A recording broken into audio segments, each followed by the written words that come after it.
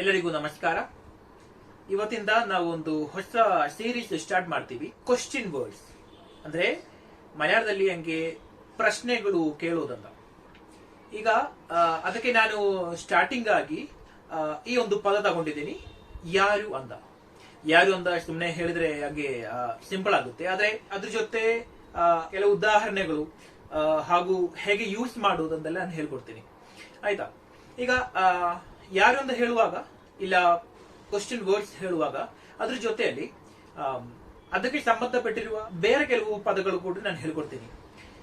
ಈಗ ಇದರಲ್ಲಿ ಯಾರು ಅಂತ ಪದರ ಜೊತೆ ನಾನು ಹೇಳ್ಕೊಡಕ್ಕೆ ಇಷ್ಟಪಡ್ತಿರೋದು ಇವೆಲ್ಲ ಯಾರು, ಯಾರು, ಯಾರೋ, ಯಾರು ಇಲ್ಲ.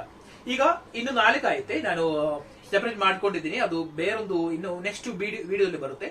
ಅದು ಯಾವ್ದು ಅಂದ್ರೆ ಯಾರಿಂದ ಯಾರಿಗೆ, ಯಾರ ಹತ್ರ, ಯಾರಾದ್ರೂ. ಇದು ನಾನು ಯಾಕೆ ಸೆಪರೇಟ್ ಒಂದು ವಿಡಿಯೋದಲ್ಲಿ ಮಾಡ್ತೀನಿ ಅಂದ್ರೆ ಅದು ಸ್ವಲ್ಪ ಕಾಂಪ್ಲಿಕೇಟೆಡ್ ಆಗಿರುತ್ತೆ, ಅಷ್ಟೊಂದು ಈಸಿ ಆಗಲ್ಲ ಅದಕ್ಕೆ, ಆಯ್ತಾ. ಈಗ ಇದು 4 ಅಂತ ಹೇಳಿದ್ನಲ್ಲ, ಇಲ್ಲಿಂದ ಸ್ಟಾರ್ಟ್ ಮಾಡ್ತೀನಿ. ಯಾರು ಅಂತ ಹೇಳಕ್ಕೆ ಮಲಯಾಳದಲ್ಲಿ ನಾವು 3 ಬೇರೆ ಬೇರೆ ರೀತಿಯಲ್ಲಿ ನಾವು ಆಕ್ಚುಲಿ ಕೇಳಬಹುದು. ಒಂದು ಆರು, ಆಯ್ತಾ. ಆರು ಅಂದ್ರೆ ಸುಮ್ಮನೆ ಕೇಳಿದ್ರೆ ಯಾರು ಅಷ್ಟೇ. ಇದು ಇಂಗ್ಲಿಷ್ ಅಲ್ಲಿ ಹೂ ಅಷ್ಟೇ ಇರೋದು, WHO ಹೂ. ಈಗ ಎರಡನೇದು ಆರ, ಅದಕ್ಕೂ ನಾವು ನಮ್ಮ ಕನ್ನಡದಲ್ಲಿ ಯಾರು ಅಷ್ಟೇ ಇರೋದು. ಮೂರನೇದು ಆರಾಣ್. ಈಗ ಏನ್ ವ್ಯತ್ಯಾಸ, ಇವು 3ಗೆ ಏನೇನು ವ್ಯತ್ಯಾಸ ಇದೆ ಅಂತ ನಾನು ಹೇಳ್ಕೊಡ್ತೀನಿ, ಆಯ್ತಾ. ಆರು ಅಂತ ಸುಮ್ಮನೆ ಕೇಳಿದ್ರೆ ಅದಕ್ಕೆ ಅರ್ಥ ಹೂ, ಆರು. ಈಗ ಯಾರು ಅಂತ ಹೇಳಿದ್ಮೇಲೆ ಮುಂದೆ ನಾವೇನು ಹೇಳುದಿಲ್ಲ, ಆರು ಅಷ್ಟೇ. ಆದ್ರೆ ಆರ ಅಂತ ಕೇಳಿದ್ರೆ ಅದ್ರ ಜೊತೆಯಲ್ಲಿ ಏನಾದ್ರೂ ಪದಗಳು ಬರುತ್ತೆ. ಈಗ ನಮ್ ಕನ್ನಡದಲ್ಲಿ ಯಾವ ಮತ್ತು ಯಾವುದು 2 ಪದಗಳಿವೆ ಅಲ್ಲ, ಇದಕ್ಕೆ ಇಂಗ್ಲಿಷ್ ಅಲ್ಲಿ ಏನ್ ಬರುತ್ತೆ, ವಿಚ್, WHICH. ಯಾವ ಅಂತ ಕೇಳಿದ್ರು, ಯಾವುದು ಅಂತ ಕೇಳಿದ್ರು ಒಂದೇ ಪದ ಇರೋದು.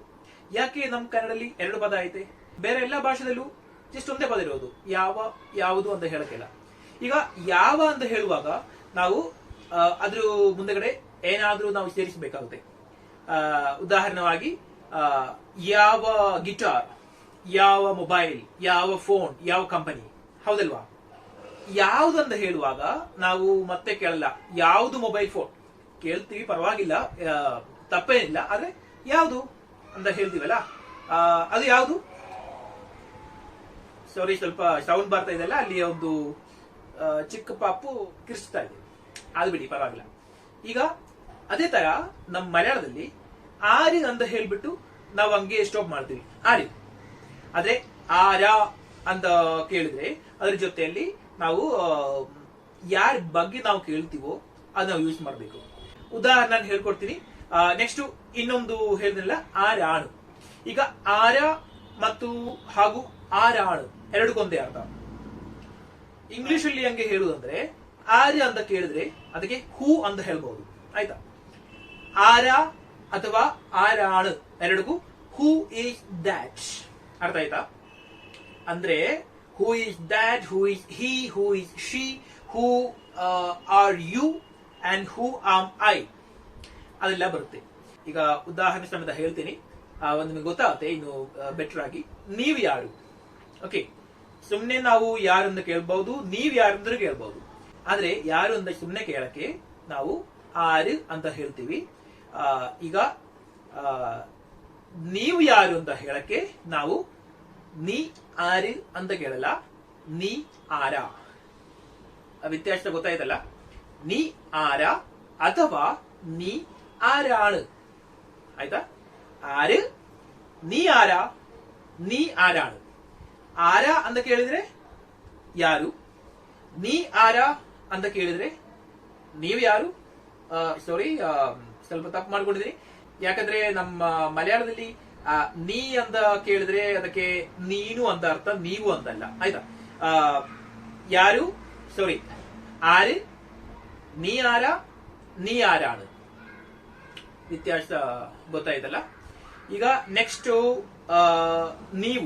ನೀವು ಯಾರು ಅಂತ ಕೇಳಕ್ಕೆ നിങ്ങൾ ആരാ, ಅಥವಾ നിങ്ങൾ ആരാണ്.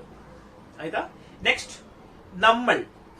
ನಾನು ಹೇಳಿದ ಫಸ್ಟ್ ವಿಡಿಯೋದಲ್ಲಿ ನಾವು ಅಂತ ಹೇಳುವುದಕ್ಕೆ ನಮ್ಗೆ ಎರಡು ಪದಗಳೈತೆ. ಒಂದು ನಮ್ಮಳ್, ಇನ್ನೊಂದು ഞങ്ങൾ.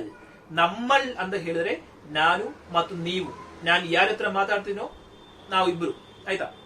ഞങ്ങൾ ಅಂತ ಹೇಳಿದ್ರೆ ನೀವಿಲ್ಲ ಅದರಲ್ಲಿ, ನಾನು ಮತ್ತು ನಮ್ ಜನ ಅಷ್ಟೇ. ನಾವು ಇಲ್ಲಿರುವರು. ಹಾಗಾದ್ರೆ ನಾವು ಯಾರು ಅಂತ ಕೇಳಕ್ಕೆ നമ്മൾ ആരാ ಅಥವಾ നമ്മൾ ആരാണ്. ಇನ್ನೊಂದು ഞങ്ങൾ ആരാ, ഞങ്ങൾ ആരാണ്. ನೆಕ್ಸ್ಟ್ ಅವನು. അവൻ ആരാ, അവൻ ആരാണ്. അവൾ ആരാ, അവൾ ആരാണ്. അവർ ആരാ, അവർ ആരാണ്. ಅಷ್ಟೇ ಅಲ್ಲ. ಅದು ಆರಾ. ಈಗ ನೋಡಿ, ಅದು ಆರಾ ಎರಡು ಪದಗಳೈತೆ, ಆದ್ರೆ ಇದು ನಾವು ಒಟ್ಟಿಗೆ ಸೇರಿಸಬಹುದು. ಅದಾರ. ಓಕೆ. ಅದು ಆರ ಅಂತ ಕೇಳುವುದಿಲ್ಲ. ಅದಾರ, ಅದಾರಾണ്. ಓಕೆ, ಇಷ್ಟೇ ಸಾಕು. ಈಗ ನೆಕ್ಸ್ಟ್ ಎರಡನೇದು ಯಾರು ಯಾರು. ಯಾರು ಯಾರು ಅಂತ ಕೇಳಕ್ಕೆ ಮಲಯಾಳದಲ್ಲಿ ಆಕ್ಚುಲಿ ಎರಡು ರೀತಿ ಇದೆ ಅಂತ ನಾನು ಹೇಳ್ಬೋದು. ಸುಮ್ಮನೆ ಎರಡು ಪದಗಳಲ್ಲ, ಎರಡು ರೀತಿ ಐತೆ. ಒಂದು ಆರೆല്ലാം ಅಂತ ಬರುತ್ತೆ. ಈಗ ಇದರಲ್ಲಿ ಎಲ್ಲಾಂ ಅಂತ ಇರುವುದು ನಮ್ಮ ಕನ್ನಡದಲ್ಲಿ ಇರುವ ಎಲ್ಲ ಅಂತ. ಆಯ್ತಾ. ಎಲ್ಲ ಅಂದ್ರೆ ಎಲ್ಲ ಅಂತ ಹೇಳಕ್ಕೆ ಎಲ್ಲಾಂ ಅಂತ ಹೇಳ್ತೀವಿ. ಆತರ ಆರು ಪ್ಲಸ್ ಎಲ್ಲಾಂ, ಆರೆല്ലാം ಅಂತ ಕೇಳಿದ್ರೆ ಯಾರು ಯಾರು ಅಂತ. ಇನ್ನೊಂದು ಆರೊಕ್ಕೆ. ಇದರಲ್ಲಿ ಆರು ಪ್ಲಸ್ ಒಕ್ಕೆ ಅಂತ ಬರುತ್ತೆ. ಒಕ್ಕೆ ಅಂತ ಹೇಳಿದ್ರೆ ಎಲ್ಲ ಅಷ್ಟೇ. ಹಾಗಾದ್ರೆ ಆರೆல்லாம், ಆರೊಕ್ಕೆ ಇವೆರಡಕ್ಕೂ ಒಂದೇ ಅರ್ಥ, ಯಾರು ಯಾರು ಅಂತ. ಈಗ ಮೂರನೇದು ಯಾರೋ. ಇದು ತುಂಬಾ ಸುಲಭವಾಗಿರುತ್ತೆ. ಯಾಕಂದ್ರೆ ಯಾರೋ ಅಂತ ಹೇಳಕ್ಕೆ ಮಲಯಾಳದಲ್ಲಿ ಹೇಳ್ತೀವಿ ಆರೋ. ಯಾರು ಅಂತ ಹೇಳಕ್ಕೆ ನಾವು ಆರು ಅಂತ ಹೇಳ್ತೀವಲ್ಲ, ಅದೇ ತರ ಆರೋ ಅಂತ ಹೇಳಿದ್ರೆ ಯಾರೋ ಅಂತ ಅರ್ಥ. ಈಗ ನಾಲ್ಕನೆಯದು ಯಾರು ಇಲ್ಲ. ಯಾರು ಇಲ್ಲ ಅಂತ ಹೇಳಕ್ಕೆ ಮಲಯಾಳದಲ್ಲೂ ಅದೇ ತರನೇ ಆರುಂ ಇಲ್ಲ.